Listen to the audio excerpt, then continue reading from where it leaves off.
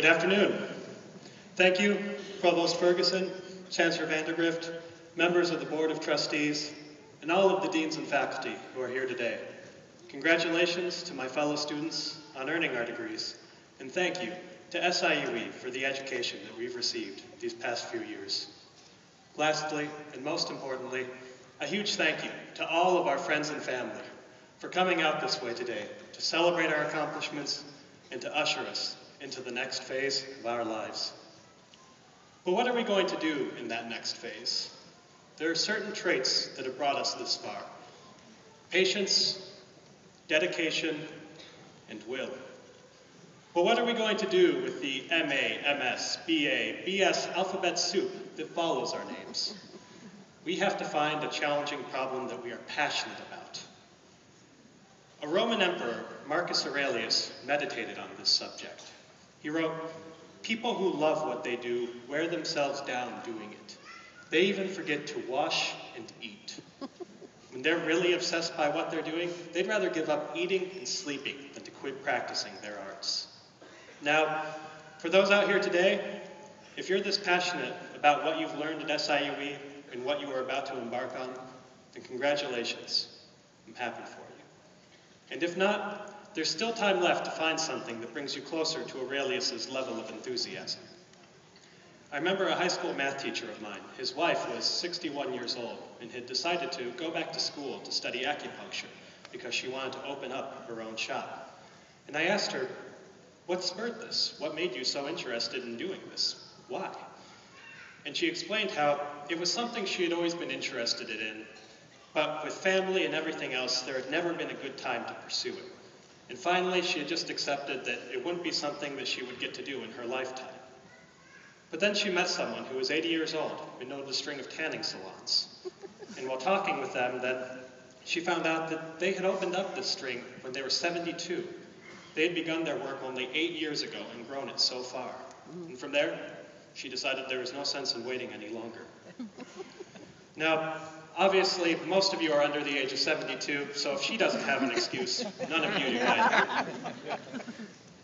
But being passionate about something is crucial, because it's passion that carries you further when you go after your goals.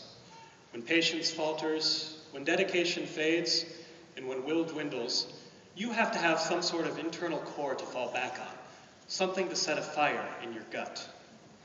An American philosopher, Ralph Waldo Emerson, wrote, "They who made England, Italy, or Greece venerable in the imagination did so by sticking fast where they were, like an axis of the earth." This is the attitude that we need going forward, one of patience, dedication, and will. Because future challenges are going to require their practice even further.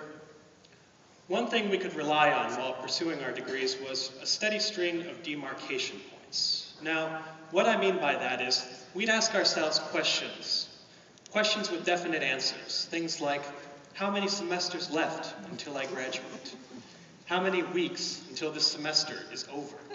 The questions change going forward. The answers become more fluid. Instead, we'll ask ourselves questions like, how many days until my first paycheck? How many days until my first rent payment is due, or until my parents throw me out of the house? How many years will I work at a particular job, live in a particular area? There are no known answers to these questions. Now, Ryan Holiday, an internet writer, wrote about the kind of self-control that it takes to have true achievements. He wrote, "Consider Darwin and the theory of evolution. 8 years spent studying barnacles to tie up a few loose ends in his theory. 8 years. Now, Holiday pointed out, we listen to numbers like this without really thinking about the human cost involved. To think about how it feels to work on something day in, day out, never knowing if the flash of insight or spark of brilliance that you're hoping for is ever going to arrive, if something will ever happen to tie all of your work together, to make it meaningful.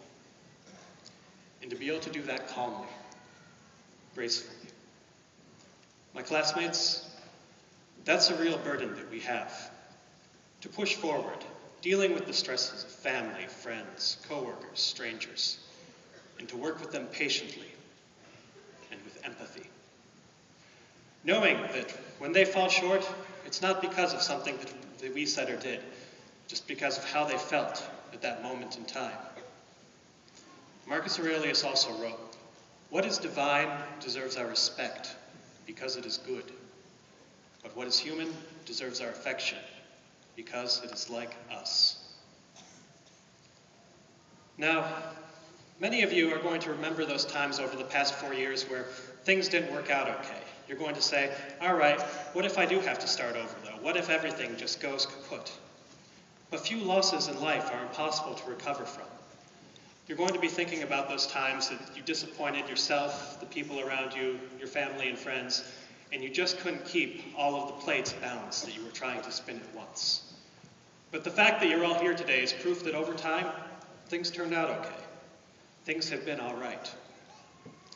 SIUE provided a map, step by step, for learning a field, a trade, a skill. Going forward, the map must be of our own creation.